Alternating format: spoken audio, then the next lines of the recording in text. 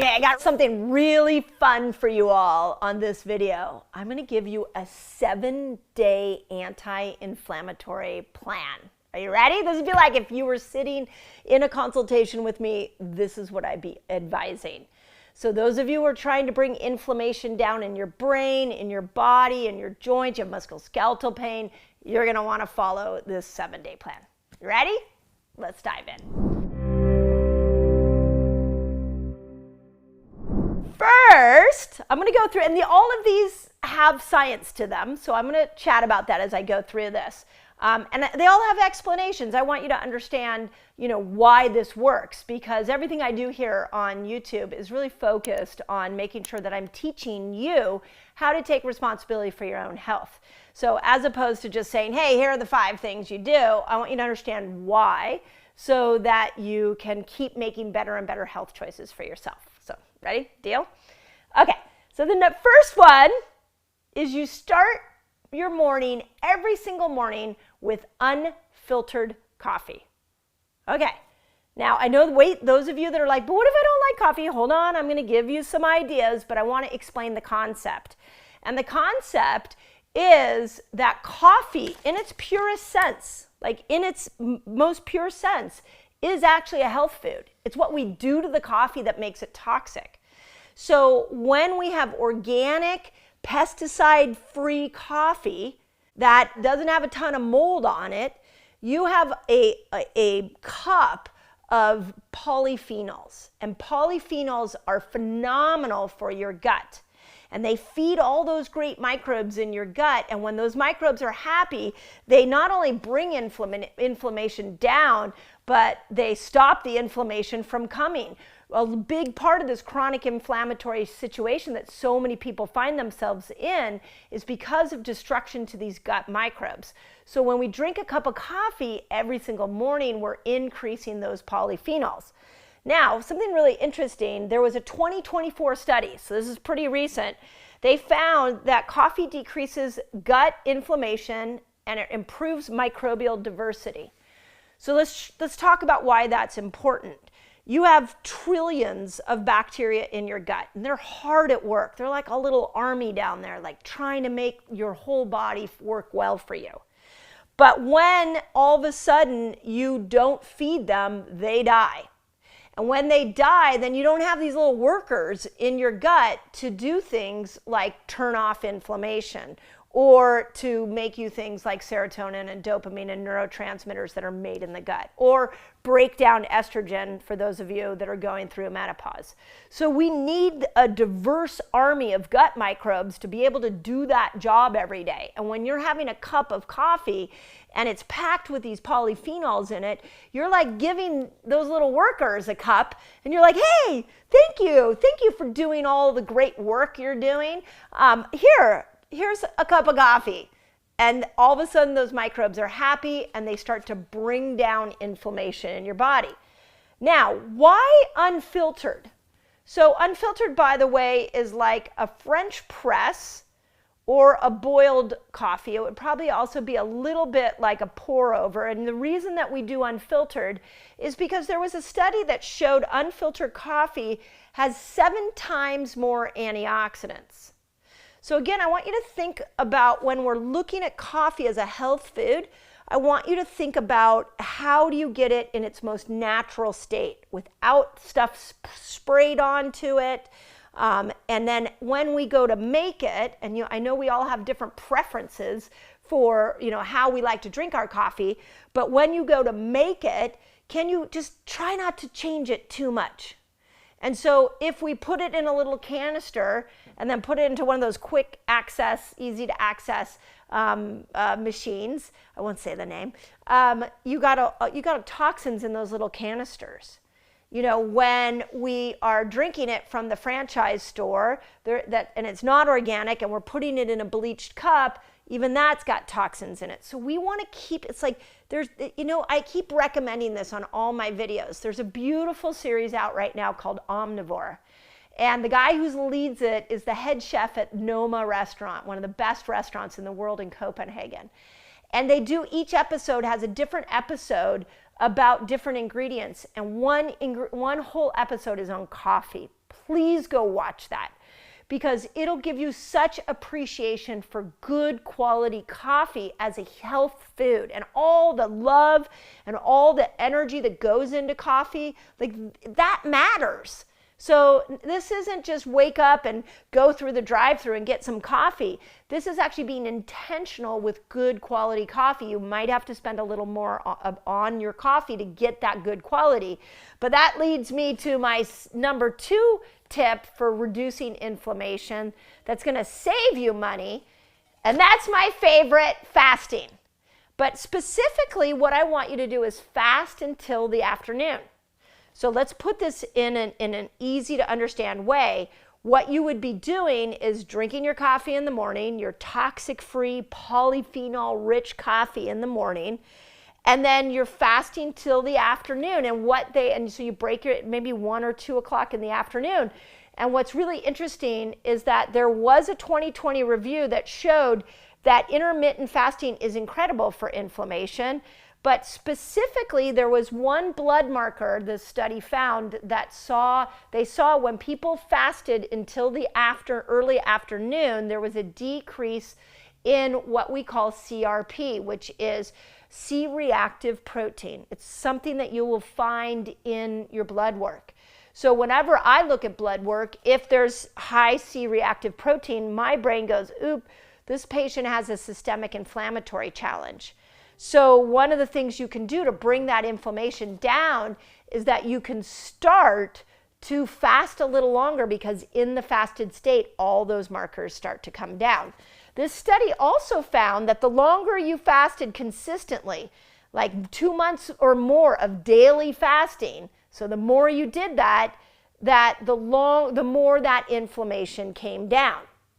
Now, if you don't know how to do longer fasts, good news, I wrote a whole book on it. It's a book for women on how to fast. I lay out 6 different length fasts. But chapter 2 is my fasting chapter, and so many men have bought the book just for that chapter so that they can get the different lengths and understand how to fast. It is a fast that is a book geared towards women, but it will help men that are trying to fast. Okay, second study that I want to bring to your attention on fasting and bringing inflammation down is inflammation in your brain. And this was a 2024 study. And what they found is that fasting reduced something called an inflammasome. So, we have like exosomes. This is an inflammasome, which is active in the brain. And when these inflammasomes start to get triggered by things like ultra-processed foods, and they're everywhere going on in your brain, then all of a sudden what happens is the brain inflames. But when we fast, we see a reduction in these inflammasomes. So all these inflammasomes are doing is they're being triggered by lifestyle.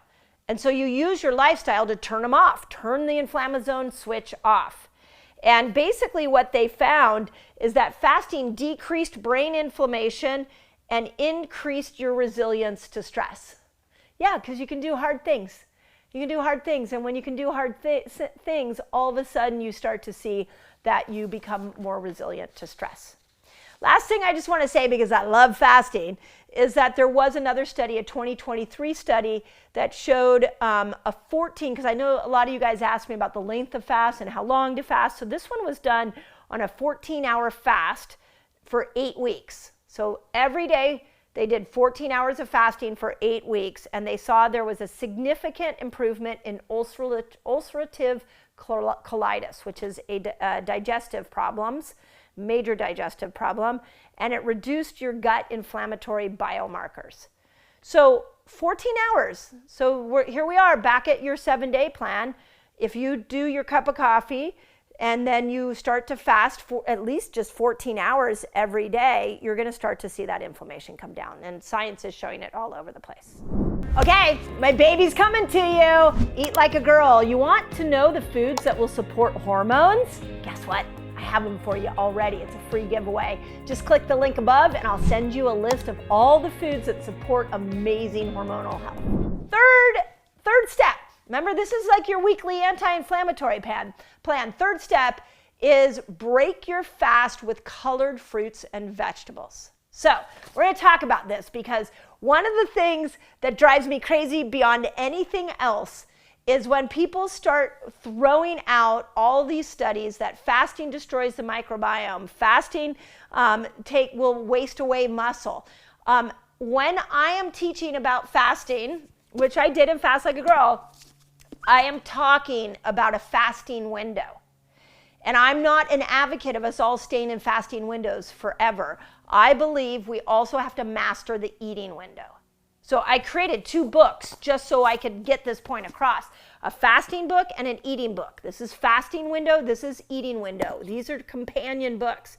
Eat Like a Girl is now ready for order. It has over 100 recipes, and it's got a whole front section about your eating window. So when we look at, okay, I'm breaking my fast and I'm going to enter back into food, but I want to keep my inflammation down, we have to start to look at breaking our fast with fruits and vegetables. And there are a ton of recipes in here that will show you, and lists of foods to show you what you can break your fast with. But I want to point out that there were a couple interesting studies. Like there was a 2020 study that showed that you can bring down gut inflammation again just by eating foods high in fiber. So I feel like right now we have one hero macronutrient and another quality to food we need to think about. Protein is definitely the hero macronutrient, but fiber is the queen. She is the queen that helps you break foods down and keep inflammation down. So when we're looking at breaking our fast to keep that inflammation down, which is the theme of this video, we need to look to certain foods. And here are some of my favorite that might work for you, and some that you will find in incredible recipes in Eat Like a Girl. So raw red cabbage, you can also ferment that. Berries, strawberries, blueberries, blackberries, raspberries, spinach, beets, kale, carrots, and sweet potatoes. Like, think about this for a minute. You are walking around and you're like, I can't think straight. My wrists are hurting. I'm gaining weight. I feel like I'm aging quicker than ever. Okay, let's stop. Let's stop for a moment. Are you having a really clean cup of coffee in the morning? Are you fasting, opening that fasting window up a little longer? And then when you go back into food, are you doing the colorful fruits and vegetables? Chef Leslie, who is one of the chefs that contributed to this book, and who I have a ton of videos coming to you, they may already be here on YouTube for you to look at. Every single video I did with her, she's like, eat the rainbow, and she is spot on. So when you break your fast to the rainbow of colored fruits and vegetables. This is not hard information, and it's quick. This stuff will get you 7 days of this, and you'll start to see a change. Okay, last thing I want to point out, which is my 4th step, which is eat omega-3s every single day. Now, this is another really big one that I'm going to really kind of help you see a bigger concept. We have omega-3, 6, and 9 fatty acids. And omega-3 fatty acids are one of my key 24 that I talk about in Eat Like a Girl that you need to make hormones. It is one of the only fatty acids. But you have to keep omega-3 in balance with omega-6. If those two go out of balance, then you actually create an inflammatory situation. So because of that, I'm actually not a fan of omega-3 supplements. I'm a fan of getting omega-3s in your food. And because you don't want to throw that omega-3, 6 balance off. And so when we eat it in food, the body knows what to do with it. When we try to force supplements in with these fatty acids, sometimes we can actually flip ourselves into an inflammatory state. So, of course, hopefully you know things like wild fish. You know, good sources are like the sardines and even salmon. You also can find really good sources of omega-3 fatty acids in olive oil.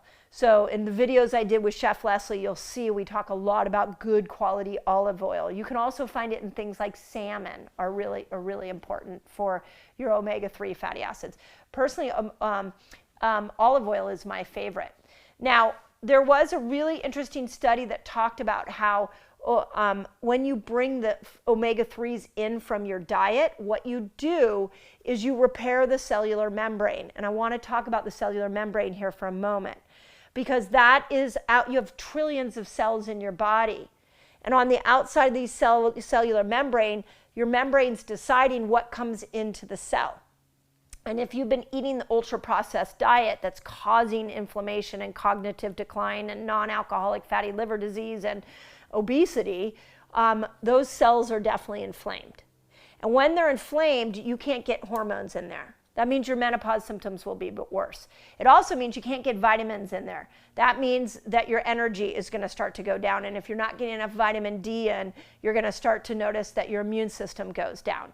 It also means that it becomes a really important, the cell membrane can start to become this like waste, like a garbage system around the outside. So toxins accumulate on the top of it. Bruce Lipton even taught us that toxic thoughts can accumulate on it. So this outer membrane is really important. And when you've been doing all the wrong things and you're like, hey, I want to do all the right things right now to bring inflammation down and open up this cellular membrane, the cellular membrane responds really well to omega-3 fatty acids. And this is why I love olive oil. This is why even, those of you that eat meat, organ meats can be really great sources of omega-3.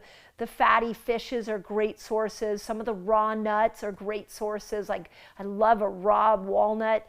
All really good sources of omega-3 that will affect how that outer membrane will heal, and ultimately your inflammation will go down. So there's a lot of detail, but very simple to do, don't you think? Like cup of coffee, fast, break your fast with a rainbow, and make sure you're getting your omega-3 fatty acids in. Easy. That's what you do every single day for 7 days.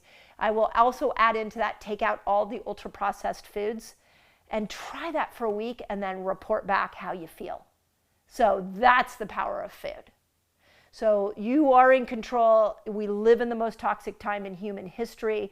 I always say this, that your health may be in a crisis right now or heading to a crisis, and it's not your fault, but it is your responsibility. And this is why I'm putting all these videos out, so I can hopefully give you some easy tools. So let me know if that was easy.